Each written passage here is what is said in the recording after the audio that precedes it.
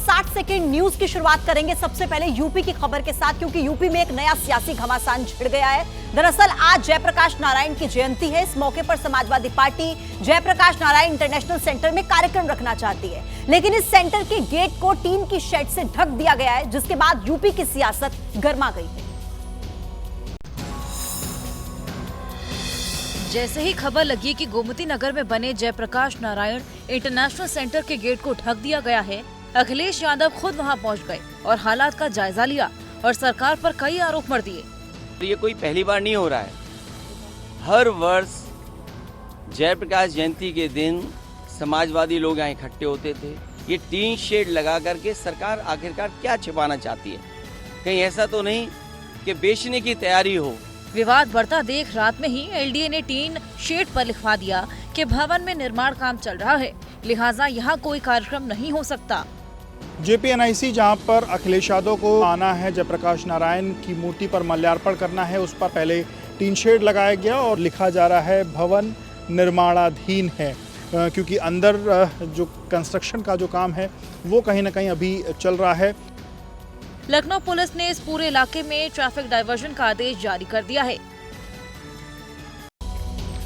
UP में विधानसभा की 10 सीटों पर उपचुनाव होना है, लेकिन उससे पहले एनडीए में घमासान छिड़ गया है। दरअसल निषाद पार्टी 2 सीटों पर चुनाव लड़ने की मांग कर रही है, जबकि बीजेपी 9 सीटों पर खुद चुनाव लड़ना चाहती है और 1 सीट आरएलडी के लिए छोड़ना चाहती है।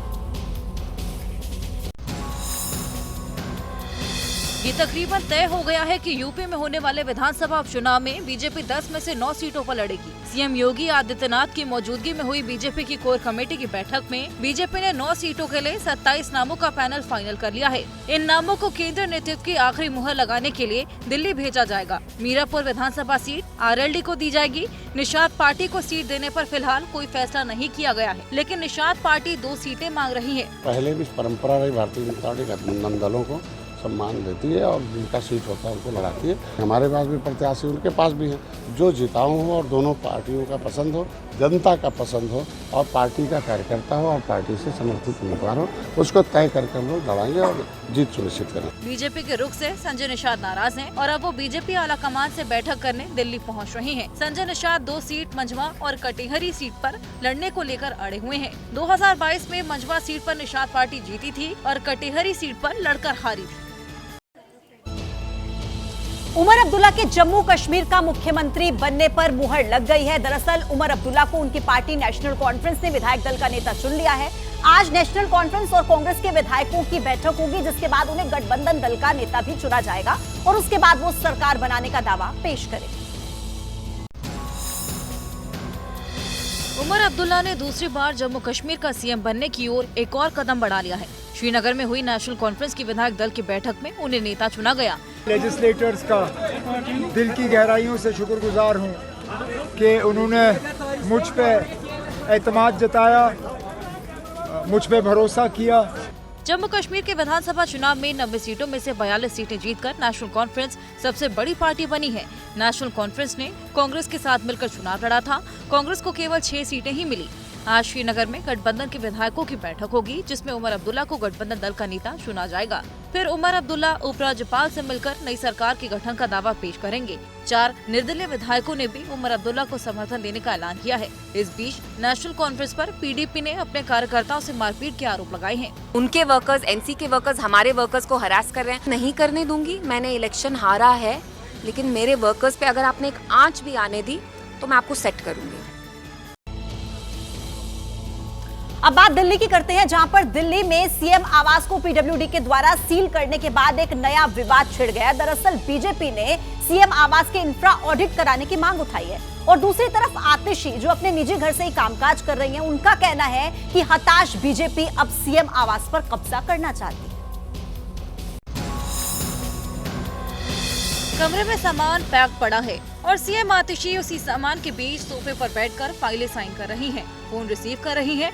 ये उनका निजी आवास है। दिल्ली में मुख्यमंत्री आवास सील होने के बाद सीएम आतिशी की ये पहली तस्वीर सामने आई है। 2 दिन रहने के बाद ही उन्हें सीएम आवास खाली करना पड़ा था। जो अपना सामान सीएम हाउस से लाई थी, वो अभी जस का तस रखा हुआ है। इसी बीच बीजेपी ने सीएम हाउस की ऑडिट की मांग उठाई है। उसका एक इंफ्रास्ट्रक्चर ऑडिट होना बहुत जरूरी है, ताकि ये पता लगे किस किस चीज पर कितने कितने पैसे खर्चे गए। अय्याश गाह में क्या लगाया वो एक बार दिखाना चाहिए। दिल्ली के मुख्यमंत्री हैं ना, आप आम आदमी हैं, आपको दिखाना चाहिए कि मैंने कैसे 8-8 लाख के पर्दे लगाए हैं। बीजेपी के आरोपों पर सीएम आतिशी ने पलटवार किया। भारतीय जनता पार्टी को मुख्यमंत्री आवास पर कब्जा करके मन की शांति मिलती है तो उनका स्वागत है। इस बंगले को कुछ दिन पहले ही पूर्व सीएम केजरीवाल ने खाली किया था, लेकिन पीडब्ल्यूडी की ओर से कहा गया कि बंगला खाली करते वक्त केजरीवाल हैंडओवर देकर नहीं गए थे। राजधानी दिल्ली में फिर एक बार तस्करी से जुड़े एक बड़े मामले का पर्दाफाश हुआ है। दिल्ली पुलिस ने गोदाम में छापेमारी की और इस दौरान 2000 करोड़ से ज्यादा की कोकेन बरामद की गई। खबर यह आ रही है कि इस ड्रग्स को विदेशों से सप्लाई किया जा रहा था। देश की राजधानी दिल्ली में 2000 करोड़ रुपए की कोकीन की बरामदगी से हड़कंप मचा हुआ है। ड्रग्स की एक खेप रमेश नगर इलाके से बरामद हुई है। एक मकान के ग्राउंड फ्लोर में बने गोदाम के अंदर से करीब 200 किलो कोकेन बरामद की गई है। 2000 करोड़ रुपए की जो कोकेन है वो स्पेशल सेल ने बरामद किया। आप देख सकते हैं इस समय दिल्ली पुलिस के जो जवान हैं, कमांडोज हैं, वो उस गोडाउन के पास ही मौजूद हैं। अभी कुछ दिनों पहले दिल्ली पुलिस ने महिपालपुर से करीब 5000 करोड़ रुपए की ड्रग्स बरामद की थी। सूत्रों के मुताबिक ड्रग्स की इन दोनों खेप को दुबई में बैठे वीरेंद्र बसोया ने भेजा था, जिसके लिए लंदन से 2 लोग भेजे गए थे। पहले 567 किलो के कंसाइनमेंट को यूके के रहने वाले जितेंद्र उर्फ जस्सी ने तुषार गोयल के साथ डील किया, तो वहीं रमेश नगर इलाके से बरामद इस 200 किलो कोकीन को यूके से आए एक दूसरे शख्स ने यहाँ रखवाया था। पुलिस के मुताबिक कोकीन को मिडिल ईस्ट के रास्ते और थाईलैंड से होते हुए भारत भेजा गया, फिर यहाँ से इसे यूपी होते हुए सड़क मार्ग से दिल्ली में भिजवा दिया गया था। लेबनान की राजधानी बेरूत के पास ब्रदान हिल स्टेशन पूरे तरीके से तबाह हो चुका है। देखिए, इजराइल ने यह हमला किया था हिजबुल्लाह के कमांडर कशीर को निशाना बनाने के लिए और इस हमले में कशीर समेत कुल 8 लोगों की मौत हो गई। ग्राउंड जीरो से एबीपी न्यूज की रिपोर्ट आपको दिखा रहे हैं। इजराइल के स्ट्राइक शिया बाहुल इलाकों में ताबड़तोड़ हो रही है। हिजबुल्लाह कमांडर कशीर 2 बार हमले में बच गए, जिसके बाद फेक आईडी बनाकर उससे बुदान में किराए का घर लिया, लेकिन इजराइल इसका पीछा करते हुए इस अड्डे तक पहुंच गया और फिर जो हुआ उससे इस हिल स्टेशन के अमन की बुनियाद हिल गई। इजराइल के हमलों में 2 बार कसीर बच चुका था, उसकी फेक आइडेंटिटी थी और कसीर को ढूंढ निकाला यहाँ पर माउंट लेबनन के इलाके में इजराइल ने, और इस घर में जहाँ वो रेंट पर रह रहा था और वो दूसरे समुदाय का घर उसने किराए पर लिया था ताकि हिजबुल्लाह होने का उसका शक न हो। लेकिन कहा यह जाता है कि इजराइल ने उसे यहाँ खोज निकाला और कसीर को उसके परिवार के साथ यहाँ एयर स्ट्राइक के जरिए मार गिराया गया। ये पूरा इलाका आप देख सकते हैं, पहाड़ी इलाके में जहाँ ये एयर स्ट्राइक किया गया, जितनी भी गाड़ियाँ यहाँ खड़ी थी वो सब गाड़ियाँ तहस नहस हो गई बुरी तरह से। जिस बिल्डिंग में कसीर किराए पर रहता था उस बिल्डिंग के भी बुरी तरह से परखच्चे उड़ गए।